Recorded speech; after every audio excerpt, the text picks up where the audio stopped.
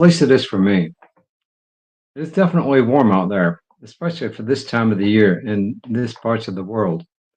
Yeah, it's usually warm, but it's not usually hot. C'est la vie.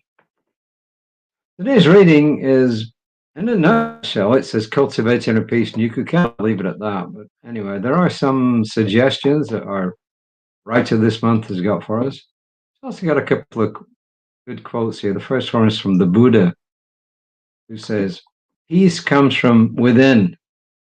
Do not seek it without. Peace comes from within.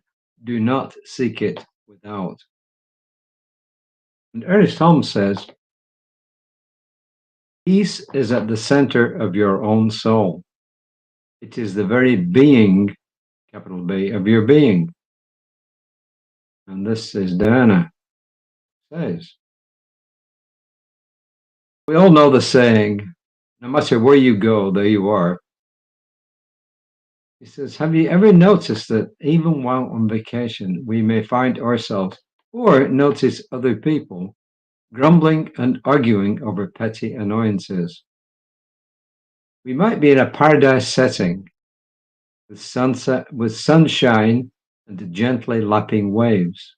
And yet, if we're angry, sad, or frustrated, the picturesque landscape is lost on us. Regardless of where we go, we take our feelings, experiences, and attitudes with us. We cannot escape ourselves.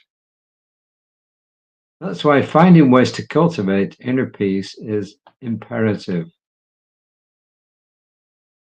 Such a daily practice can be as straightforward as setting aside a few moments each morning simply to breathe.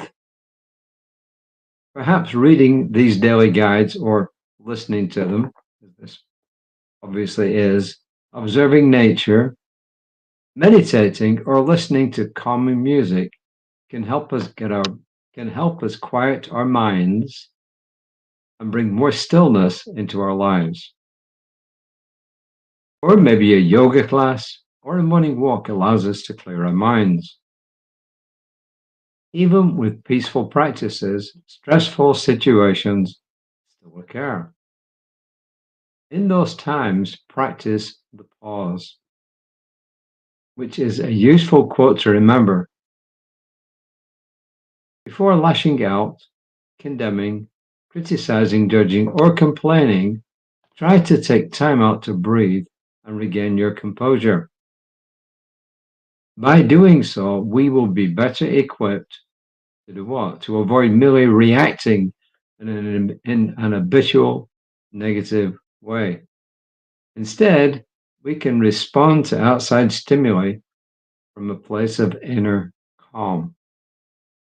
Our well-being, our inner peace, deserves our attention, no less than the attention we give to the food we consume or the physical exercise we do for our bodies, which is what I was doing not too long ago, which is why I'm just like this. I came back from the gym. With inner peace, we don't miss beautiful moments when they're present. A pretty simple message, really. Well, there's really a couple of messages. One is about how we can respond instead of react. And I think that applies to all of us, especially if you're in stressful situations like driving. I mean, driving can be either frustrating, it can be incredibly annoying, it can be really, really annoying to the point of anger, and then you say road rage. But I think this applies to any situation. I would say, especially driving, if you can count to three, something happens on the road. If you can count to three, 1, 2, 3, it kind of breaks that immediate reaction and it allows you to respond. And she's also suggesting a couple of simple techniques, right? Do a little bit of deep breathing every morning. First thing I try to do every morning is pray and breathe and have some quiet time. But of course, it's not always possible for everybody, and it's not always possible for me, some days it just doesn't happen. I have to do it later in the day. But the bottom line is, like everything else, if we build that strong foundation, we're much more likely to respond and to react. The problem being a writer of this or somebody who is passing on the message is that you have to live up to what you say. And that's a good thing, because when I read all this stuff and there's really good advice there, the first person who should take that advice is me. It's me. I should be taking that advice first, because you really always ought to practice what you preach. So it's a pretty simple message for today. After this, we're going off to a celebration. Some of our friends, their daughter just graduated from college and she's going to become a school teacher. She's been doing some, I guess in her final year, she did teaching, or assistant teaching.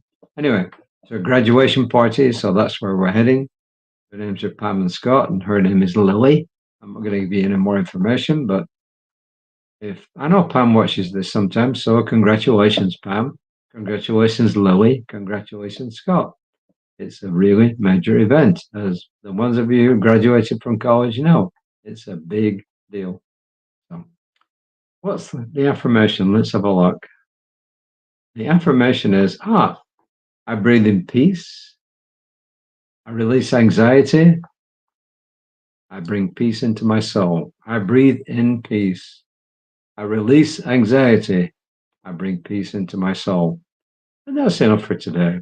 Tomorrow at Creative Life Spiritual Center, on their Facebook page, you can tune in to the weekly service at 11 o'clock, conducted by Reverend Dr. Jesse Jennings, my boss. You can also tune in to Reverend Lisa Ryan, who's another assistant minister there, my colleague. We have two other ministers. We have two staff ministers who are distant, and two assistant ministers, myself and Reverend Lisa, who are based here in Spring, Texas.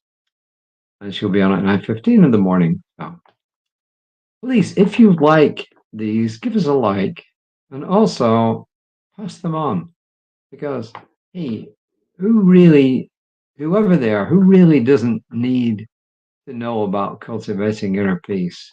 Even if you're already practicing it, it's a good reminder. And it's also a good reminder to pass it on to somebody else. Let's all do our bit and try to make the world a better place. Until next time, namaste.